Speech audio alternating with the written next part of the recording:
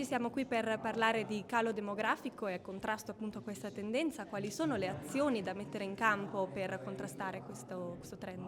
Innanzitutto è un tema che ovviamente stiamo analizzando e affrontando con grande responsabilità perché riguarda il futuro delle nostre comunità. C'è qualche preoccupazione, però chi ricopre un ruolo amministrativo deve anche avere il coraggio di attuare delle politiche che possano cercare di invertire la tendenza, e quindi noi dobbiamo fondamentalmente creare le condizioni perché le giovani coppie si sentano accompagnate dalle istituzioni nel percorso di formazione della propria famiglia. Quindi dialogare con gli enti superiori, in particolare col governo e anche con l'Unione Europea, oltre che con la Regione, per creare delle condizioni lavorative che possono garantire serenità, e per quanto riguarda i territori, politiche della casa, politiche sociali, e garantire quei servizi essenziali alle famiglie che possono da una parte alleggerire da un punto di vista economico e dall'altra da un punto di vista sociale sostenere lo sviluppo familiare. Ovviamente non è facile, è un percorso lungo che deve essere anche condiviso e partecipato, però credo che